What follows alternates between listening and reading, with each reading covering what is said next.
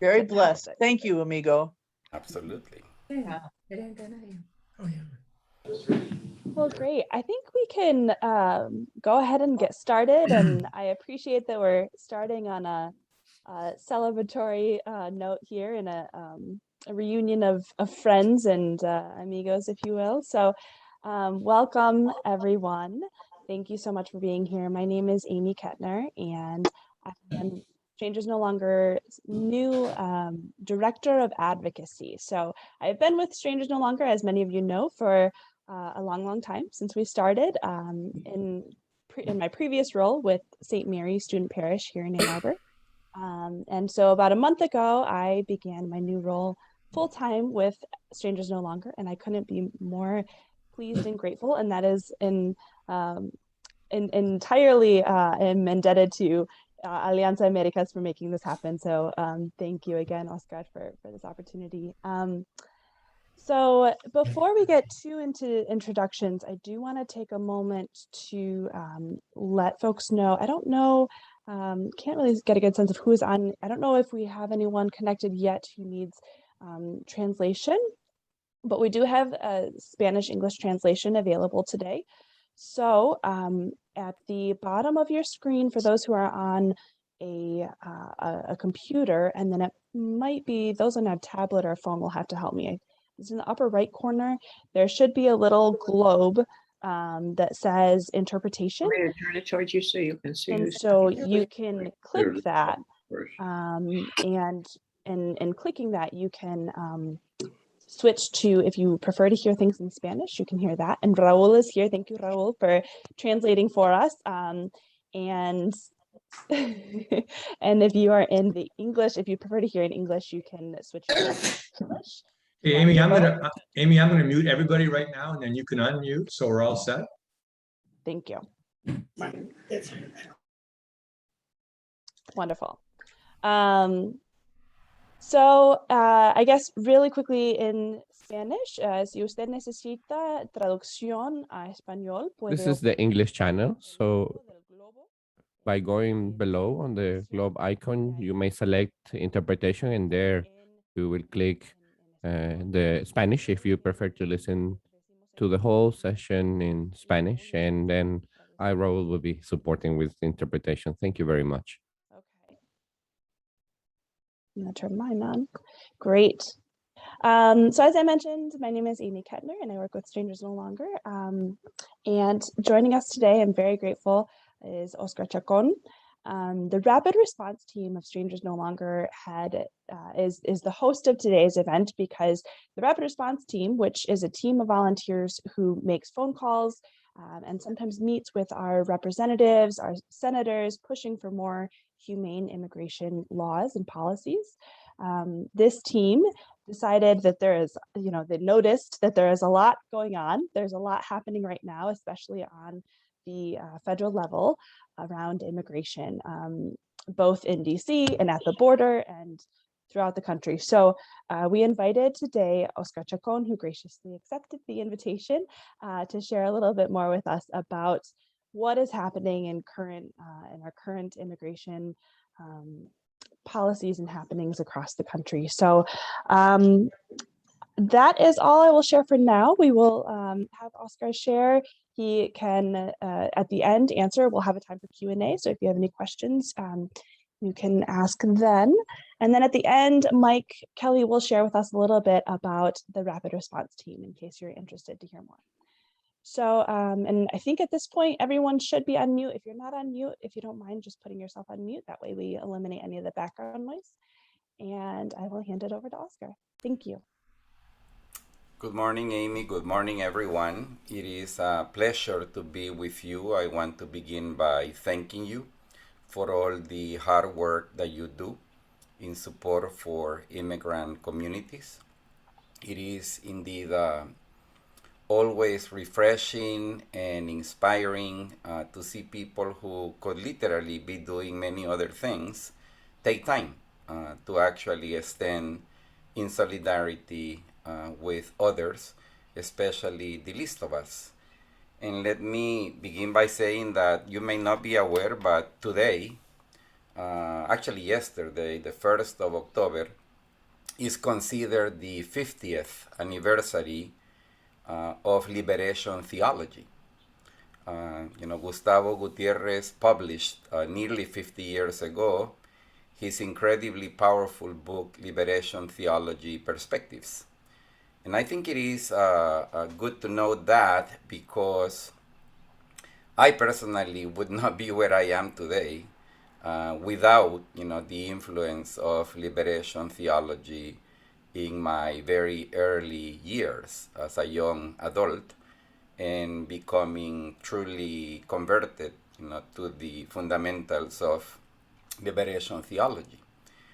And I bring it up not just because I am, with a bunch of Catholics today or people of faith, but I bring it up because liberation theology was essentially a renewal in the view of many theologians of what has been historically the very role of Jesus, in as far as his preferential option for the poor. But he brought it up in a way that was much more organized. And it was not something that was born for poor people, but by poor people. Gustavo Gutierrez simply organized and put it in paper, but in reality, this was already happening in many communities, not only in Latin America, but throughout the world. And I want to rescue the question of poverty and impoverishment because one of the things that has changed very badly over the past 18 months or so is the state of poverty. There is simply more poverty today, especially in Latin America and the Caribbean, than there was, 18 months ago. And this has a lot to do not only with the pandemic. It has a lot to do with the fact that we have been living under economic, social systems, structures that are extremely oppressive. And I don't mean it just in terms of poverty, but I also mean it in the sense of, governments that don't care really, about the people, governments that are dictatorial, governments that are very much intertwined with organized crime internationally, and governments that are highly, highly corrupt. So all these issues provide, for anybody who is willing to hear and understand, provide the perfect context to understand why we have seen more people on the move over the last year than we saw before. And I'm talking even before the pandemic came into place. Needless to say, the pandemic closed borders. And as a result, when you review the numbers of people apprehended at the border in the year between October 2019 and September of 2020, the numbers are very small. And many people believe that that was the result of successful policies by the Trump administration. It wasn't. It was the result of borders being closed, and people not being able to move at all. But beginning in the fiscal year that began in October of last year, all the way to now, we are indeed seeing much bigger numbers, of people moving. And as I said, they're moving for a variety of reasons. One thing I would like you to understand is that no one decides to leave their countries easily. And no one decides to flee their countries for one reason. It is a combo of reasons, what pushes people out of their own countries. And that's very important to understand. Now, that was just like general context. I do want to say a couple of other things about general context. The first thing is that, and we don't have time to go into the details today, but suffice to say that the Democratic Party lost its compass, as a truly alternative, powerful political institution going back 45 years or so. That's pretty much when they began to lose, their sense of direction as a political party. Because you may recall that coming out of the Second World War, the Democratic Party really became the party that set the tone, in the nation. And they did good things. I mean, I have to say that they did a lot of good things between the mid-1930s and the mid-1970s. But beginning in the mid-1970s, they pretty much lost their understanding of what is it that they were out there to do. And, I remember back in the late 80s, early 90s, looking at a comic strip published in Newsweek magazine trying to illustrate, the state of the Democratic Party. And the comic strip was a bunch of Boy Scouts lost in the middle of the night in a jungle, not knowing where to go. And one Boy Scout leader asked the other, "Did you bring batteries for my flashlight?" And nobody had batteries. So that kind of illustrates the point that I'm trying to make. And this brings me to what is going on now. The Democratic Party has very, very small majorities in the House, about 11, 12 advantage, in numbers to the Republican Party. And in the Senate, they have a 50-50 split, which means that according to regular rules in the Senate, they cannot do anything, because you need for all practical purposes. And we may criticize, the rules of the Senate, but they are what they are for now. You need 60 votes to be able to move legislation in the Senate. And if you don't have 60 votes, you either have to completely get rid of the filibuster, which I doubt very much the leadership of the Democratic Party wants to do, and to some degree for understandable reasons, or they can use other mechanisms, available to them according to Senate rules. All of us have become familiar in the past few months with the term reconciliation.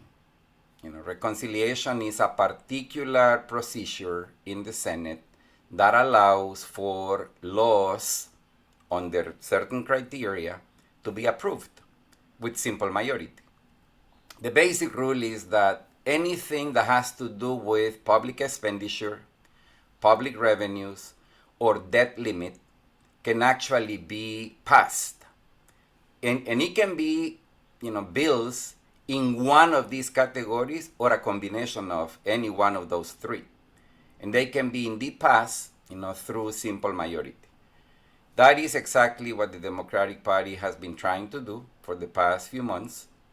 The Democrats in the Budget Committee announced about 3 months ago that they have reached this principal agreement of passing a budget resolution for a period of 10 years. It's not just a one-year budget, but a period of 10 years, value at $3.5 trillion. And bottom line is, the president went to the Congress yesterday to speak to leaders of the Democratic Party. And coming out of the meeting, he was asked, were you able to reach an agreement? And he said, yes, we have an agreement. How soon will it be acted upon? And he said, well, I don't know. It could be 6 minutes, 6 days, 6 weeks. But the important thing is that it will be acted upon. We'll see. I hope he's right. And let me point out that the actual nature of the bill, the budget resolution that they are trying to pass, it's a very good piece of public law. It will really lead to improving the life of millions and millions of people in the US. And when you combine what they are trying to get through via reconciliation with the ordinary infrastructure bill that they already have pretty much agreed upon, it would mean a major transformation of the United States of America, and especially people who are in low, middle income levels in the country. I won't go into the details about everything that there is in that particular budget resolution, but it is indeed a very good piece of news if it were to come through. But I have to say, that the possibility of that bill not only getting bogged down but entirely frustrated is not unreal. It is real. It could just not happen. That is indeed a scenario that we need to be aware of. This brings me to what you also may have been hearing about lately. Democrats plan to try to include immigration reform measures within the budget resolution, that they are trying to pass through reconciliation. Their original plan was to create new immigrant visas, also known as green cards, also known as legal permanent residency visas, for 4 different groups of people. Young immigrants, many of whom have been beneficiaries of something called DACA, which you may have heard of. People who have been long-term recipients of temporary protected status, or TPS. Salvadorians is the largest group currently protected under TPS. Agricultural workers, and people considered essential workers. But essentially, the parliamentarian in the Senate, which is also a new character that we have come to know lately, because it's been there forever, but nobody ever heard of the parliamentarian. But bottom line, the parliamentarian is the arbiter of the Senate. She decides on whether rules are being followed and if they are being followed properly. So needless to say, the parliamentarian came out about 2 weeks ago with an opinion regarding the proposal that I quickly outlined to you, or briefly outlined to you. And she said, no, cannot be done. Cannot be done because what you are proposing would mean a big-time change in social policy, which is not fully explained, from a budgetary perspective, either in terms of expenses, revenues, or debt limit. And therefore, it cannot go through. And I don't believe that anything that has to do with changing immigration law in a way that gives millions of people legal permanent residency visas is something that can be done. So she said that, Barr very clearly. Democrats came back to her about a week ago with a second proposal trying to change a piece of immigration law known as registry. You can Google it later. Immigration registry is basically an old piece of law that allows for people who are unlawfully present in the U.S. to apply for visas and get legal permanent residency visas if they can prove that they've been here from a date forward, steadily. The date right now is January 1972. So as you can see, it's a very ridiculous date. So Democrats were attempting to change that date to January 1st, 2010. The parliamentarian already came out and said, nope, that's exactly the same thing you were proposing to me before, just in a different venue. So to make a long story short, keep in mind, there may not be budget resolution at all. That's one possibility. And if there is a budget resolution passed through reconciliation, we don't know if it will for sure include immigration reform measures that would render people currently unlawfully present in the U.S.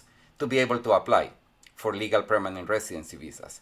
It seems possible that what the parliamentarian may be agreeable to is to change another piece of immigration law to simply allow certain people to be able to apply for work permits.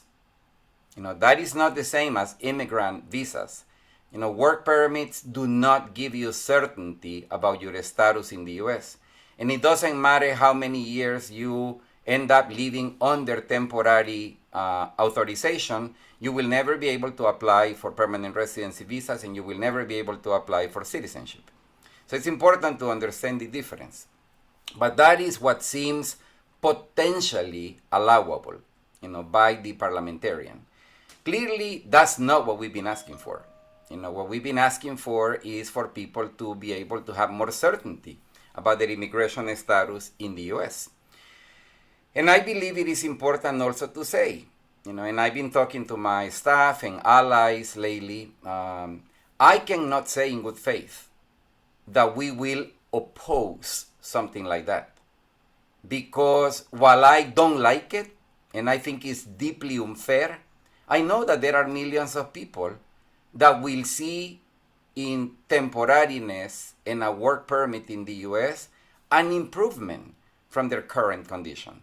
And therefore, the task will become, if it were to happen, and again, I'm not saying it will happen, I'm just saying it may happen, we will need to go back and organize even better, people who may become recipients of such a relief, because again, it's deeply, deeply unfair. Now, I don't have a lot of time left. I have like 5 minutes left, I think, roughly. But let me touch upon a couple of things. We have seen recently horrible images coming out of the US southern border. Literally, white men mainly, horseback riding, and literally hunting black immigrants from Haiti. Now, a lot of people have been absolutely moved, by these images because they're gross. They really look horrible. Now, let me tell you very honestly, that's been happening for 50, 60 years. If you didn't know that, that's because we don't do enough about knowing what's been going on. But Mexicans and Central Americans have been hunted by people horseback riding for decades. And hardly anybody has actually cried out, as to why is that happening and we need to stop it right away. And it is because almost at the same time that I told you that the Democratic Party lost its compass, there was another process on a parallel track. A parallel track where white supremacists in the US, and I'm talking about ideologues, in the white supremacy movement, began to orchestrate a campaign to dehumanize and demonize immigrants. Why? Because while it is absolutely true, and I've said it many times, this nation of immigrants was never nice to newcomers. Never. And if you don't believe me, go read a little bit of the history, but I can assure you, we were never nice to newcomers. But if you were a newcomer and you weren't white, that was even worse. And that's these ideologues began to foresee as early as the mid-1970s. They began to interpret, the nature of who was coming to the US, and they began to pay attention to fertility rates and birth rates, and they could foresee that these undesirables were going to become too many, and that we needed to contain that. And so they began working very steadily, very quietly but steadily, to get the nation to accept the notion that these new immigrants are indeed undesirable. They are people who are bad for the country. They are a threat to the nation. They are, as Trump said, rapists, killers, job stealers, etc., etc., etc. Believe it or not, that belief remains dominant today. And it remains dominant today even within circles that would self-describe as pro-immigrant. And it's very specifically targeted against people who are not white, not just Haitians. Mexicans have actually taken the biggest brunt, of this racist, deeply xenophobic policy. And interestingly, 30th of September marked the 25th anniversary in the passage of something called Illegal Immigration Reform and Immigrant Responsibility Act. One of the worst laws in the field of immigration that the country ever passed. I mean, if you want to find the explanation for why our laws allow for so much human rights violations to be committed, go back to IRA. That's the short for Illegal Immigration Reform and Immigrant Responsibility Act. And I have to tell you, it passed in 1996. You all know who was president in 1996. And I can also assure you that a large number of Democrats voted for that law. And they remain trapped today, by the logic that we need to follow the law. When laws are immoral, and we have plenty of examples in US history of laws that are indeed unethical, immoral, and simply violent, it is the duty of people of good faith to challenge those laws. Because if we don't, we become accomplices, of those existing laws. So people that are coming to the US from Haiti, from Honduras, El Salvador, Guatemala, and Mexico, they're not lawbreakers by nature, as you may be led to believe. They are people who are doing the only thing they can do. Try to come because they would not be able to go to a U.S. consular office in their country of origin and apply for a visa to be able to come to the U.S. It wouldn't happen. Because in addition to being racist, our laws are also very much against poor people. And that explains why people are doing what they're doing. And again, nothing they're doing is really illegal. What's illegal and immoral most of all is the fact that we don't have, a good law to provide support, to provide refuge to people who need it. I mean, that is the real crisis that we have. Needless to say, and I go back to something I said earlier, nobody goes away from one's own country happily. Leaving your country is always painful. And I assure you, the majority of people in Haiti, in Honduras, Guatemala, El Salvador, Mexico, or other countries would much prefer to be able to stay in their own countries if there was a chance for a decent, just, sustainable way of life in their own countries. But that's not the case. And the worst part is, as a nation, the United States of America has contributed to creating the conditions that have led to this situation to be the one that they have to live in. And so again, I mean, we have responsibility on this issue from multiple angles. And again, I mean, I have to also end by mentioning two quickly, if you allow me, Amy. One is we need to go back and push very hard the Biden-Harris administration, because while on many things they've been a source of hope, on immigration they have not been. On immigration they've been a deep disappointment. They have embraced the same policies that Trump believed in. They have even kept in place policies that were invoked, by the Trump administration, such as this thing called Title 42, which is an old law from 1936 that essentially keeps foreigners away, simply if I can argue that they represent a public health threat, which, by the way, medical associations have said there is simply no evidence that these immigrants coming in represent a threat in terms of COVID-19.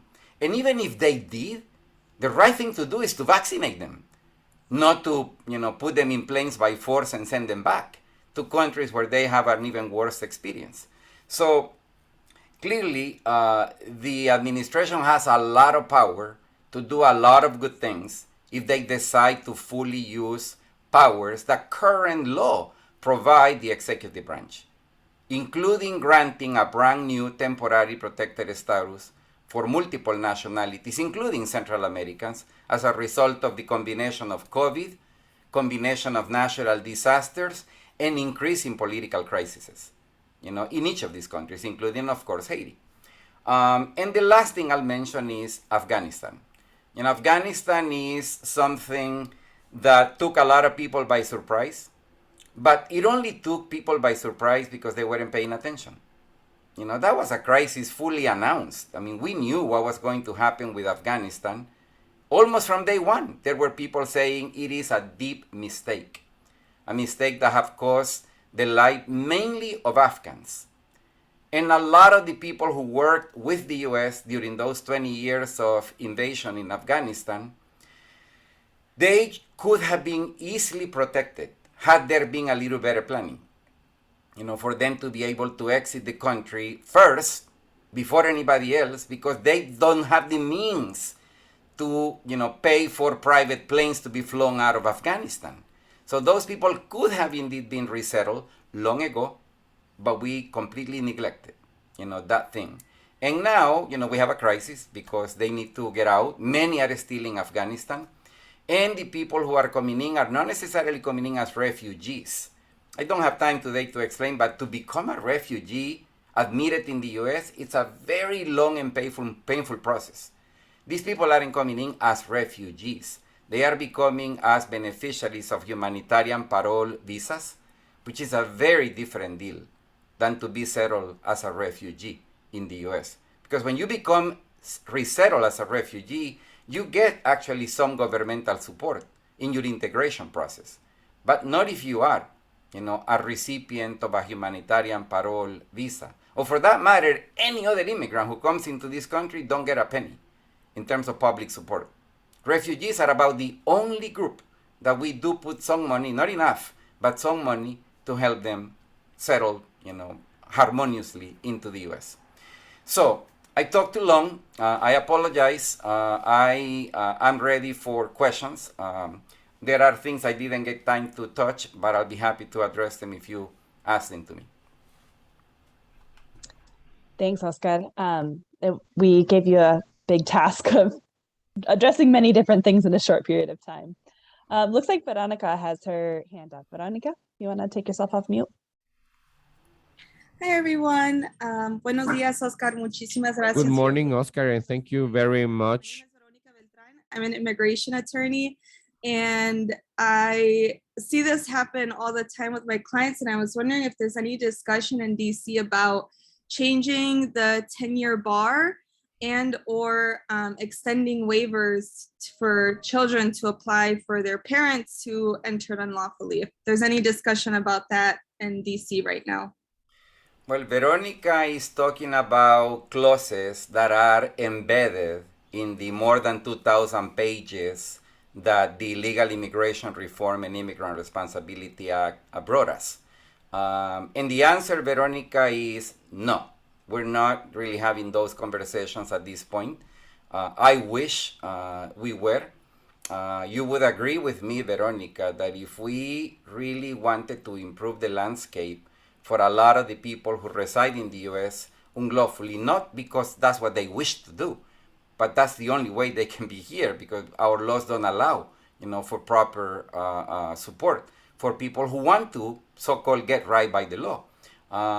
But the answer is sadly the 3 and 10-year bar, which essentially say that if you have been residing in the U.S. for as little as 2 days, or even worse, if you have been here for more than 180 days, you have a bar to enter the U.S. And the bar can be 3 years or can be 10 years, even if you have a legal permanent residency visa available to you through whatever means. So again, sadly, that's not stuff that are being talked about. I should say that some groups are advocating, including us, that at least there should be some changes in the worst areas of IRA, for them to be changed. And the two that you have mentioned are good examples. There are others, that we would like to see change. For example, everything that has to do with basically penalizing people for using public assistance, anything that has to do with people being penalized for infractions that they committed long ago, that should not really count because they already paid for those infractions back then, whenever, they happen, are good examples of everything that is wrong, with IRA that should be indeed changed.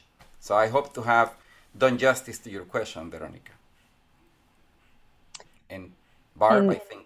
Yes, Barb has one. And I'll just say real quickly, Veronica works at the Southwest Immigrant Rights Refugee Center in Southwest Detroit, and we work very closely with their offices. And some of you know Kevin Piku, who works with Veronica as well. So thanks, Veronica, for being here.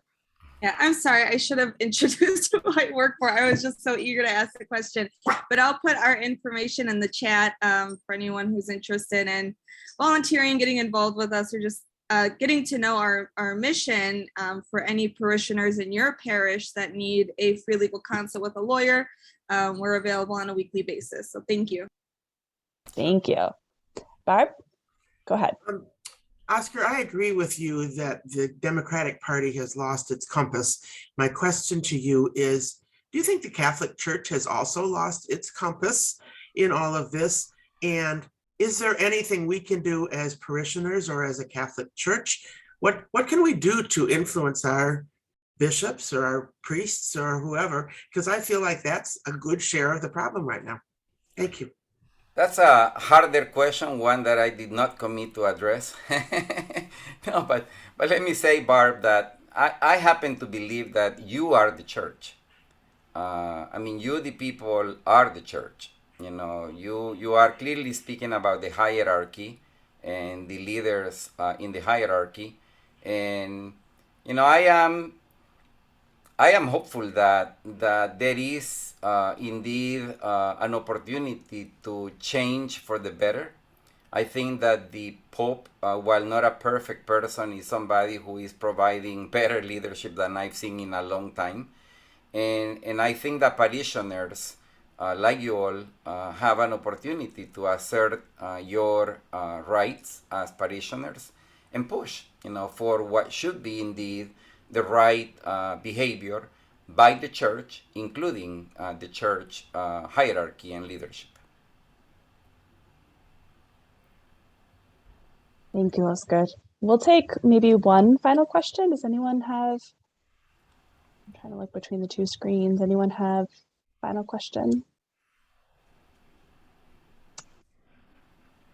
If not, I will take advantage and just say that you all should be ready to help us push hard, because again, you know, we will remain asking for what is right until the end, but we will not oppose anything that can help improve the condition of people, even if it is in a very minor way.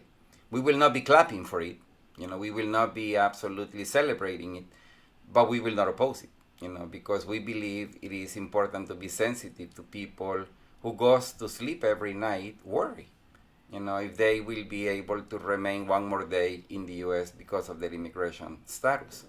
And I also ask in advance for your support, because we will also be pushing very hard on the Biden-Harris administration to use the discretionary authority that the law gives them. And we believe they are not using nearly enough of their authority for the betterment of immigrant communities. But in the end, you know, I also tell you very honestly, the problem clearly is the law. You know, if we cannot successfully change, even if it is by bits and pieces, the current immigration policy in place, no matter how positively you try to go about implementing the law is horrible. It's deeply racist, deeply xenophobic, and for as long as it remains the law of the land, the limits are going to be just incredible. And we obviously need to get to that sooner rather than later. And thank you again for listening to what I had to say. And Amy also knows how to get a hold of me in case anybody has more detailed questions that you may want to ask. Happy to engage in direct questions as well. Thank you, Oscar. And Gracias, Oscar. I will share my contact information in the chat here. So Oscar, you have just ended us with a really nice send-off, and I want to pass it for the last few minutes here to Mike Kelly. Mike is a member there are many members on this call right now of our rapid response team with Strangers No Longer. And so Mike can share a little bit more about what that is and how you can get involved. Okay, thank you, Amy, and thank you, Oscar. That was one of the most cogent presentations of the state of play I have heard almost ever, and it is a dynamic field. It is 2 weeks ago, and I guess I've been asked to sort of encourage people to consider and enact on becoming engaged in the rapid response team. That's part of Strangers No Longer. And, you know, looking at this screen, I've had this experience in the same sense. It's sort of like I'm looking at the kingdom of God on my computer, you know, because I know all of us, it's like Oscar said, anyone who's shown up on Saturday is our kind of people, has our kind of sensibility and compassion. Okay, but the question is, how do we put that into action? And Strangers No Longer does so many things on a local level very effectively. And, you know, we're with the help of Alianza Americas, we're now able to move into being more focused and more concrete, very specific. So, you know, the commitment is really that we'd ask of people who join the rapid response team isn't that high. It's maybe a couple at max, a couple of hours a week, make some phone calls. I think that's one of the things I've noticed in trying to encourage people to do that is they feel it's futile because they're so overwhelmed with the complexity and the gravity and the awfulness of the situation that it's kind of, you know, hold back. And I think that's what Carmen and I, we've both been involved for a long time with Amnesty International and doing this kind of advocacy work. The thing is that, you know, you turn on the radio and you hear this parallel universe of negativity and fear and aggression and hatred. If you get involved with doing something about it, you open yourself to a whole different community. And that there's a guy, it's AJ Musty, who is a peace activist. He was a mentor of Bayard Rustin, who became Dr. King's genius on organizing and so forth. And AJ Musty was president of Fellowship of Reconciliation. Part of his routine every day, he would spend about an hour or so in Lafayette Park in front of the White House with a sign demonstrating against, in most of the time he was there was a nuclear armament and so forth. And one time a reporter came by and asked him, do you seriously think that society and the government are going to be changed by what you're doing? And his response was, I don't know about that, but I know it keeps the government and society from changing me. And I would encourage people to think that, you know, you need to get into this, not only out of your compassion, but also out of kind of wanting to nurture your own being, you know, to your own self.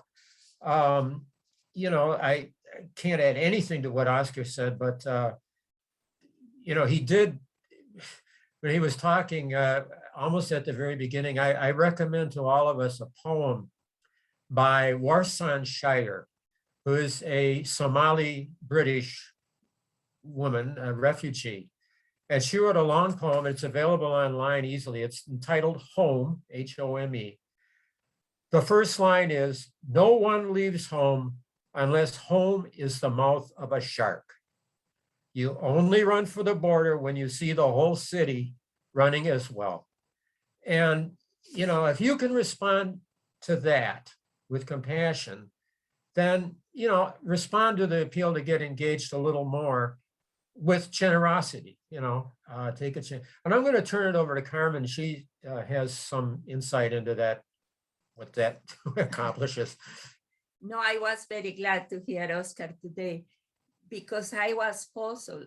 We go to meet the congressman, the representatives, and they are kind of glad to see us and see that we like immigrants, that we are advocating for them. And when they told us is that most of the mail that they gave is against immigrants. That message of Trump is getting through. We are immigrants are bad. They come here to rob. They are drug traffickers. They are rapists, and the people are biting that. And so most of the people that the congressman, the calls that they get are against immigrants. And that's what we need to speak for them. We need to really tell this congressman that we are in favor and we don't think that they are bad because we have a big problem with that. Not only the law is too harsh, but people like it. People want to keep immigrants away. Like Oscar said, immigrants have never been welcome, but especially the poor people that are coming from the South are especially not welcome. So we need to do something about it. Like Oscar said, let's help us recalibrate the moral compass of this country, you know, as well as the party, whatever one that might be. So anyway, thank you so much for considering that. And Amy's got her contact information. She is doing a wonderful job, by the way. It really helps us stay on track. And so contribution to all of us and to Strangers No Longer. So thanks very much. Thank you, Amy, Mike. and can I Carmen. say one thing I completely forgot? Absolutely. I never said anything about how false the narrative about immigrants and refugees is. So I don't have time to go into that now, but I'll send you a couple of links, Amy, that you can share with others. Because suffice to say, everything that has become dominant in as far as the way people think about immigrants and refugees are simply flat lies. Immigrants are a blessing to the country in multiple ways.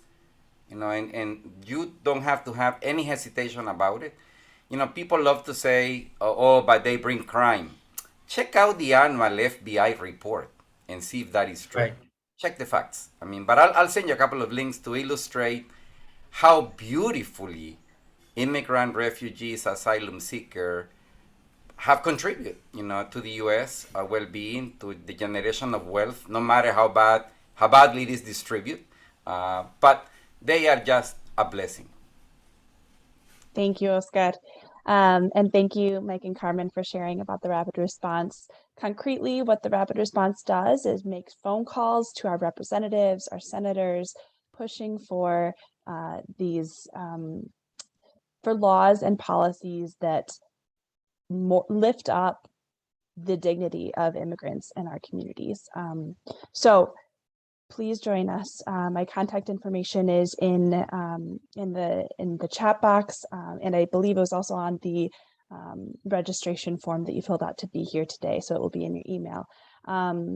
And help us. It can be anywhere from a 5-minute a week commitment, literally a 5-minute a week commitment, to, like Mike said, an hour max, couple hours, if you choose to be more involved. So very accessible. We'd love to have you. Also next week, Strangers No Longer, next Saturday, same time, same channel, we'll have, different Zoom link, but we will be on Zoom. We'll have our circle assembly meeting, and that is for anyone involved in Strangers No Longer. We will have a training about this. Today was about federal level, so next week we'll be focusing very locally in our local communities about how we can make them, our local communities, more welcoming. So please join us next